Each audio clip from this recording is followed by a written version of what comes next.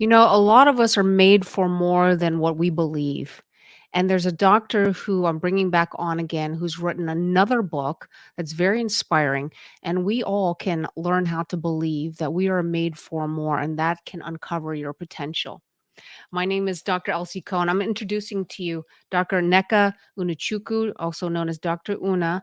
My name is Dr. Elsie Coe. I am the founder and CEO of Lead Physician Online Leadership Program for Physicians. I'm the Chief Medical Officer of American Endovascular and Amputation Prevention. Please like and subscribe our YouTube channel so you can be notified every time that there is a post, and there's a link right underneath. So let me just tell you a little bit about Dr. Unachukwu. She's got a lot of spunk. If you look at all the pictures, amazing pictures of her, a lot of energy. I just asked her, how did you write yet another book? And it's called Made for More: Physician Entrepreneurs Who Live Life and Practice Medicine in Their Own Terms. And let me just bring her on before I show you any more of that, because I'd like to let her explain that. Hey, how you doing, Dr. Una? I am doing great. Super Thanks for honored to being be on your show again. Yeah, I mean, gosh, how many more books are you gonna write in your lifetime? That's You what I never wanna know. know.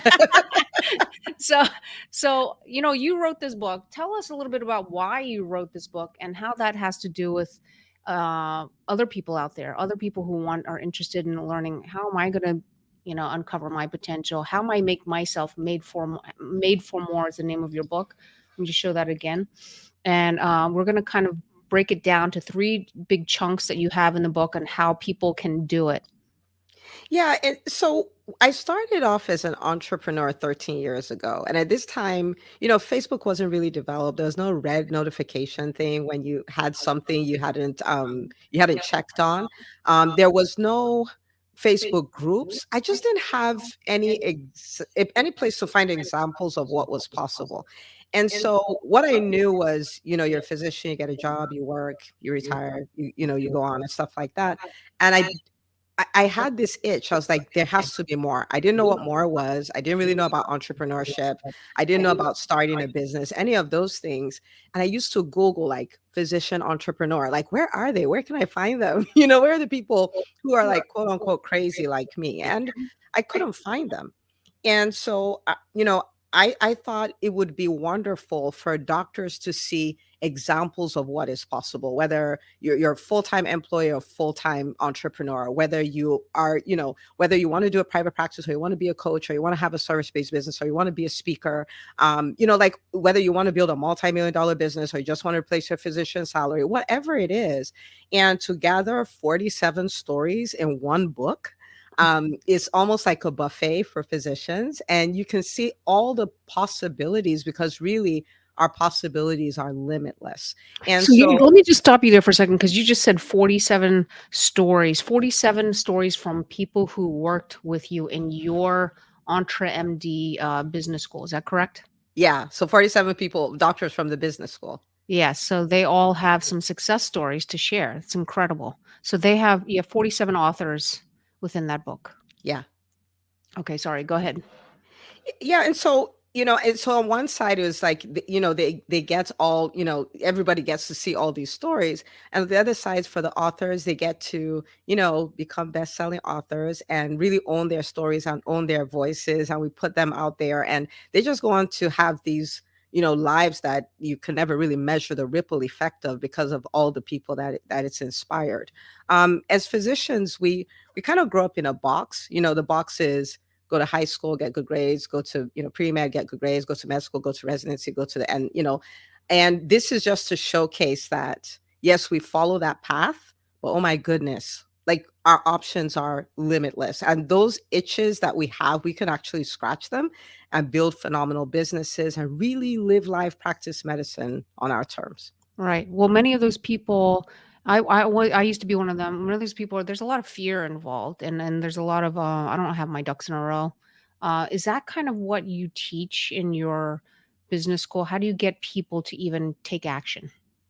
Yeah, so the first things we kind of help people change. First of all, have an understanding that one, like I've alluded to before, your options are limitless. Like you can explore those, and then when it comes to fear, it's really helping people change their relationship with fear, right? So for me, I've never been able to conquer fear in the sense that I never feel fear. Actually, fear shows up fairly regularly. Yes. But I used to interpret fear like, fear means stop. Like when you feel the fear, then don't do that. Don't do the thing you're afraid of. And I got to a stage in my life, I'm like, you know what? I was afraid going to med school, afraid going to residency, afraid starting to practice, and I did it all. So I'm like, clearly this fear is never going to disappear because I hit some accomplishment. Like it's here to stay. And so I'm Hmm. like, you know what? You don't get to vote anymore since you won't go away. Just stay here in the passenger side. I'm driving. You don't get to vote anymore.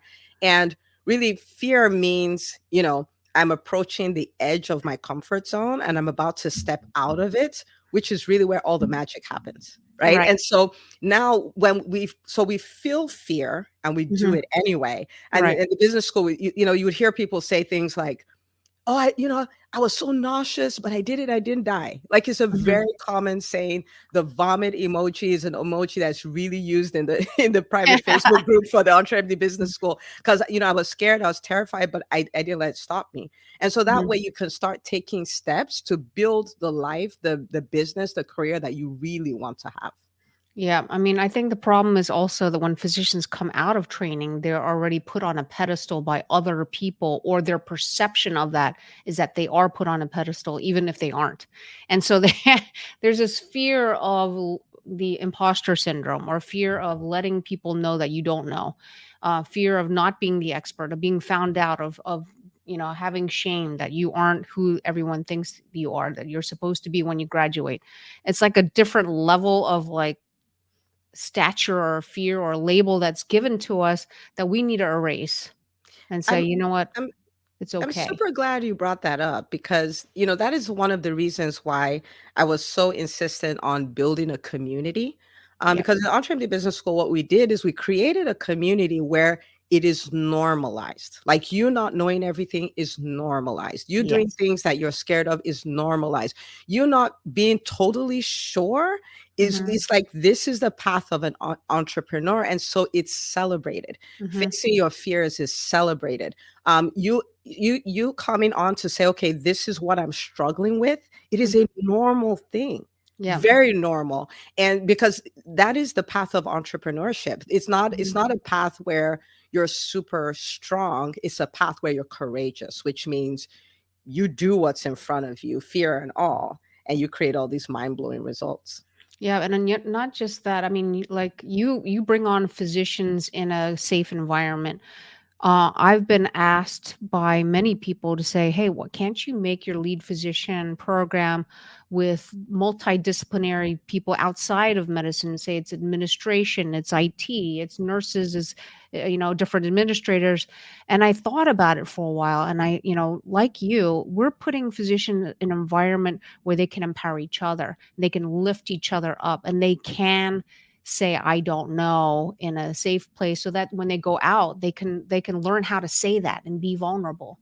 But it needs to start somewhere where we can just unravel all of that first. Do you know what I'm Yeah, saying? yeah, you and I think the exact same way because I've had a lot of people approach me like, "What you do would help us too." I'm like, "I understand that, but as physicians, we need our own space, and Yes. we need our own space where we can celebrate not knowing everything and celebrate, our strength and celebrate all of those things so we can come out and we can be the leaders and the entrepreneurs that we need to be." So people have come at me, but I'm like, yeah, this is always going to be for physicians. Yes, and you know what? It's something to be said about masterminding with like-minded people who come from where you have been, who understand the struggles, and who can really celebrate with you. And you also attract the people who are ready for a change. It's not like you're taking every single doctor with every single personality into this group. So awesome. Thank you. So let's just talk a little bit more. Let's break down this book because this book I found to be very interesting that you kind of broke it up. And I want to show you the table of contents here. I noticed there was a section one, two, and three. So number one is unlocking your business ideas. Number two in this book, where you can see on the top, it says startups. And then number three, section three is thriving as a physician entrepreneur. Can you just briefly take us through those three sections as if you're kind of telling the audience and the person who's listening, how do I show that I'm made for more? And let's start from unlocking your business ideas. Yeah, and for everyone listening, oh my goodness, we are made for more. There's so much more on the inside of us than, what we've traditionally known. When it comes to unlocking your business ideas, I am a firm believer that every physician has a business within them.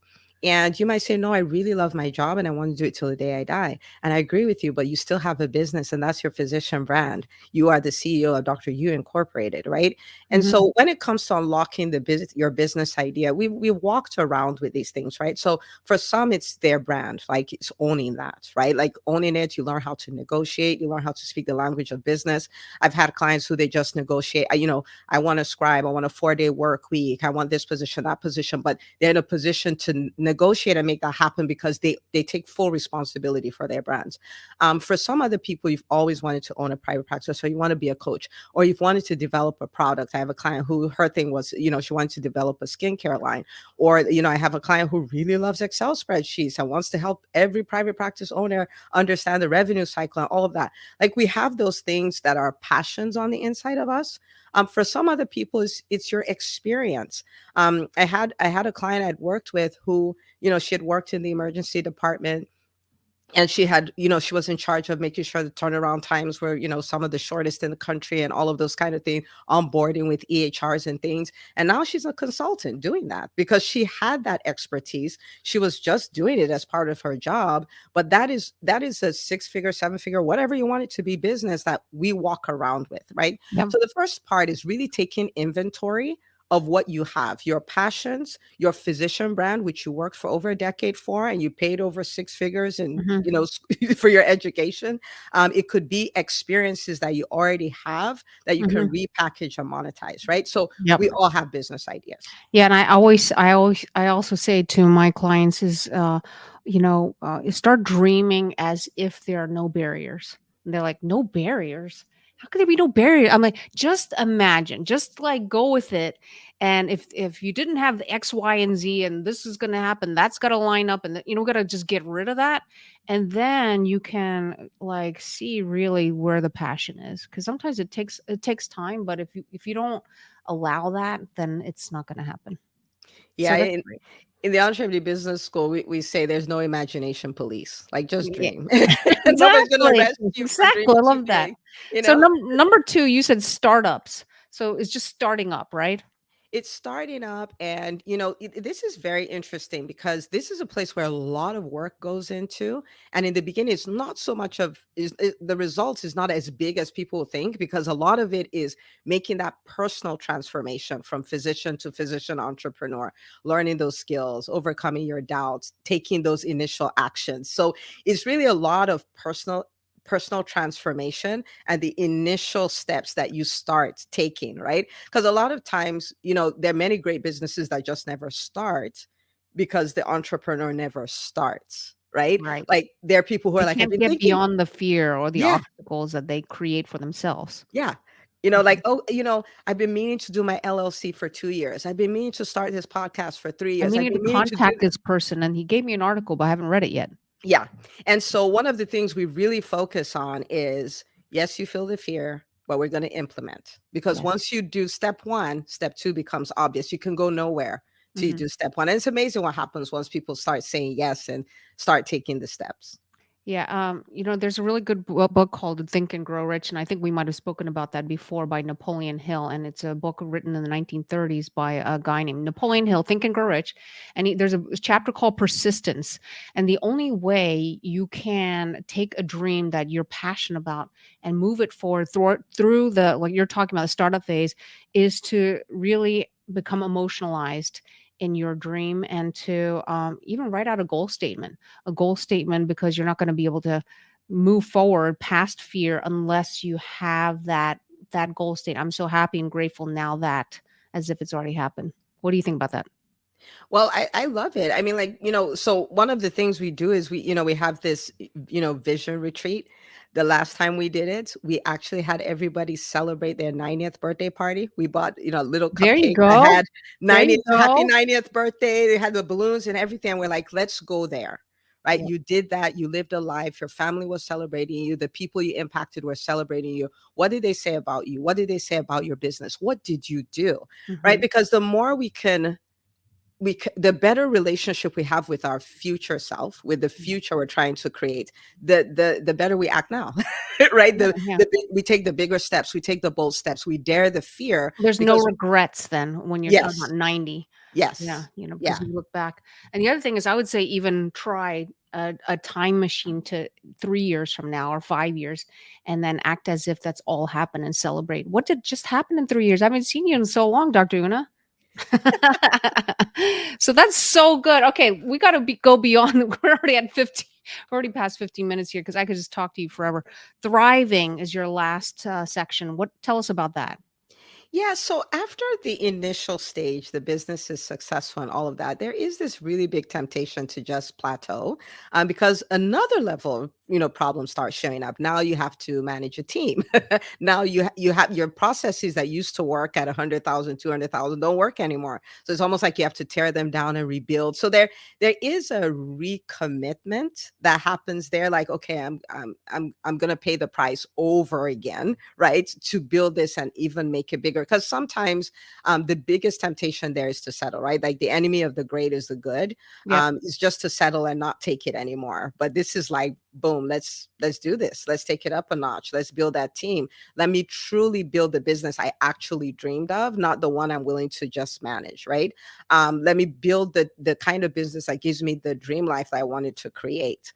And so I always applaud entrepreneurs who get to that place, don't settle, and go all in again and take it up a notch. Yeah, It's I mean, so do we good. have to reset our goals every time so that because once we reach a goal, we don't want to just stay there. We want to go for the next dream goal. Like, what is the next level? That's so true. So good. I love that.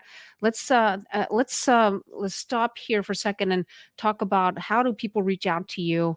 I have this website here, EntreMD.com, your business school. Is that correct? Yes. EntreMD.com/business. That's for the EntreMD, business school for doctors. Like you said, not everybody, but for the doctors who are committed to building 6, 7, multiple seven-figure businesses, that's the place for you. It's application only. You can fill out a application. Team is happy to get on a call with you. Awesome. And then you have a podcast where people just get free material and listen to it. Yeah, that's a free, I call it the free MBA for physicians. Okay, awesome. Great. Thank you so much. Any last words you wanna tell us? Yeah, I would say don't let your fear stop you, whether that's from starting, from growing, from scaling, from bringing on a team, for owning your true vision, owning your voice, whatever that is. Fear is a killer of dreams. And you've done so many things for physicians. There's so many medical schools. It's 1 to 3% of the people who apply that get in. You're the 1 to 3%. So let's just do it one more time. Don't settle. Don't let fear stop you. Love that. Thank you so much. My name is Dr. Elsie Ko. Reach out to me at info@drelsieco.com if you have a topic on physician leadership and entrepreneurship that can really help physicians thrive in this environment. Also, join us at leadphysician.org for our leadership training program. Thank you so much, Dr. Una, for being here. I look forward to future podcasts and listening to your next book that comes out. I'm sure there's going to be many more to come, and we can all benefit from you. Well, I heard you. I'll write one just for you. Okay, thank